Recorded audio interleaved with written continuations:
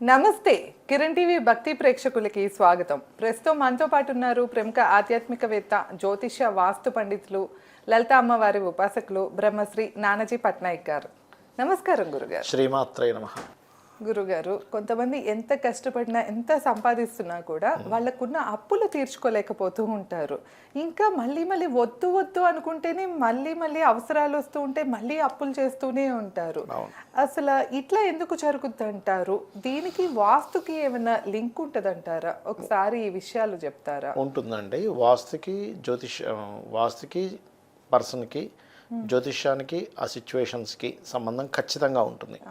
ఇంకొక చిన్న సందేహం, ఇప్పుడు రెంటెడ్ హౌస్ లో ఉన్నా కూడా అది మనకి వర్తిస్తుందా లేదా కూడా ఒకసారి చెప్తారా గురు? తప్పకుండా అండి. అంటే సింపుల్ లాజిక్ ఏం లేదు ఇక్కడ. ఇప్పుడు నా 2 వీలర్ ఉంది, మా ఫ్రెండ్ వేసుకొని వెళ్ళాడు, పడ్డాడు.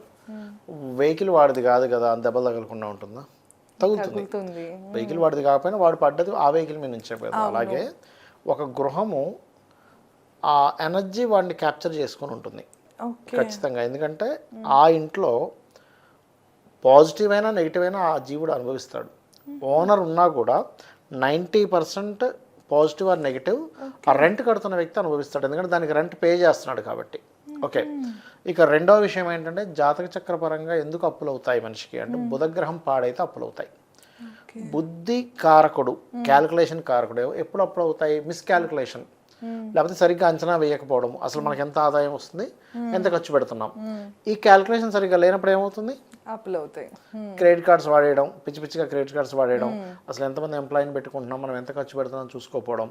చాలా మంది బిజినెస్లు పెడతారు, వాళ్ళకి అసలు ఎంతమంది ఎంప్లాయ్మెంట్స్ కావాలి, ఎంత రెంట్ కడుతున్నాము, ఎంత కరెంట్ బిల్ వస్తుంది, ఏవి క్యాలిక్యులేషన్ చేసి విపరీతం ఖర్చు పెడుతూనే ఉంటారు. వన్ వే వెళ్ళిపోతూ ఉంటుంది. సో ఎప్పుడైతే క్యాలిక్యులేటివ్ కారకుడు మందగిస్తాడో, సరిగ్గా ఉండడో, వాళ్ళకి సరిగ్గా లెక్క చేయలేరు.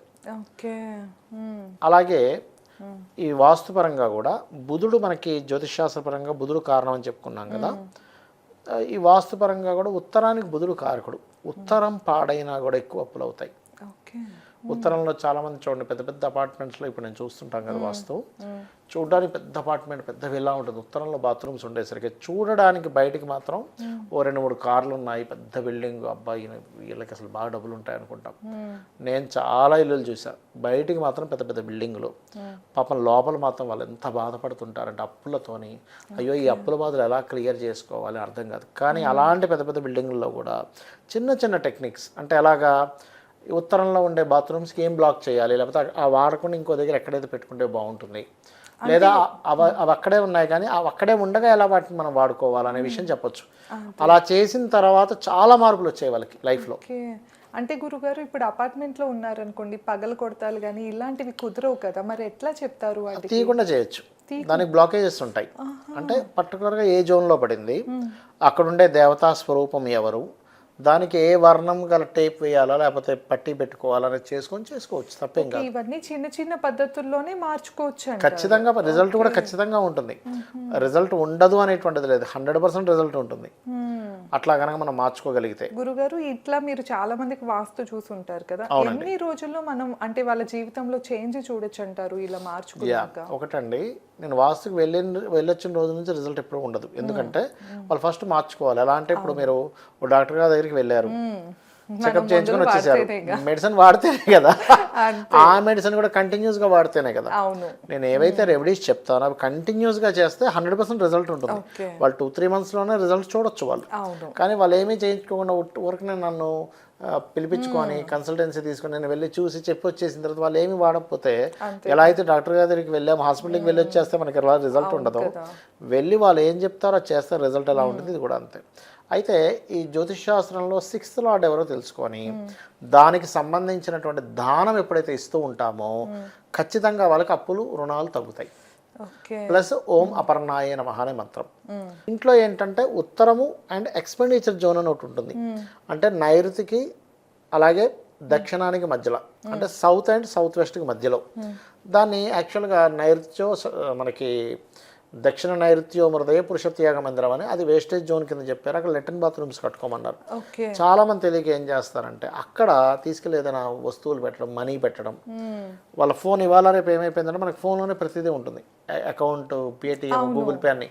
ఆ ఫోన్ ఛార్జింగ్ తీసుకెళ్ళి అక్కడ పెడతారు. మనం అనుకుంటాం ఏంటి వాస్తు దోషం ఏం లేదు కదా అని. కానీ నేను చాలా ఇల్లులు గమనించినప్పుడు అంటే మీ ఫోన్ ఏమైనా ఇక్కడ పెడుతున్నారా వేస్టేజ్ జోన్లో అడుగుతా అవునండి ఫోన్లు అక్కడే పెడుతున్నాం. ఏమైపోతుంది ఫోన్లోనే ప్రతిదీ ఉంటుంది, మన ఫోన్ ఆడ పెడుతున్నాము, ఇదంతా వేస్టేజ్ అవ్వాలిగా ఈ మనీ అంతా కూడా. ఓకే. అందుకని దక్షిణ నైరుతిలో కానీ పడమర వాయువ్యంలో కానీ ఫోన్ మీరు ఛార్జింగ్ పెట్టారు అంటే అప్పులు పాలవ్వడం, అనవసరమైన వేస్ట్ ఖర్చులు అవ్వడం. చాలామంది అంటుంటారు ఏమంటే మేము ఎవరికి అన్యాయం చేయలేదండి కానీ మాకు ఎందుకు ఇంత అప్పులు, మేము ఎంతో ధర్మంగా ఉన్నాం కానీ మేము ఎందుకు ఇంత ప్రాబ్లం ఫేస్ చేస్తున్నాం అంటూ ఉంటాం.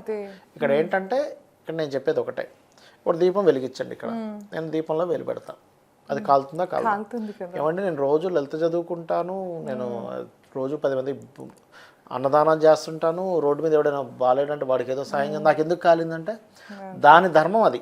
అవును. అలాగే వాస్తులో వాస్తు దోషం ఉన్నప్పుడు వాస్తు ధర్మం వాస్తు చేస్తుంది. ఓకే. అవును. మనకేదో సిద్ధులు ఉంటే అగ్ని కాలకుండా ఉండే సిద్ధులు ఉంటే అది వేరు, అప్పుడు కాలదేమో, కానీ మిగతా పని చేస్తుంటాయిగా.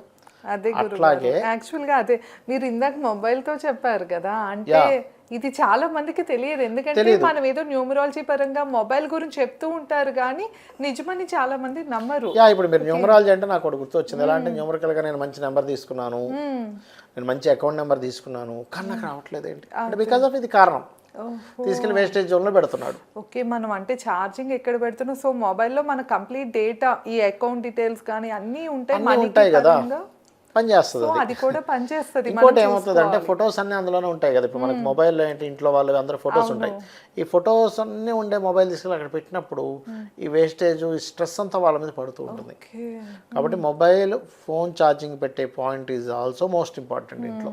అది ఓకే గురుగారు, అయితే ఎవరికి తెలియని విషయం చెప్పారు ఈ వీడియోలో అయితే అసలు. సో మీరు కూడా ఈ విషయాలు అయితే కొంచెం చెక్ చేసుకోండి, మీ లైఫ్ ని మార్చుకోవటానికి ఉపయోగపడుతుంది.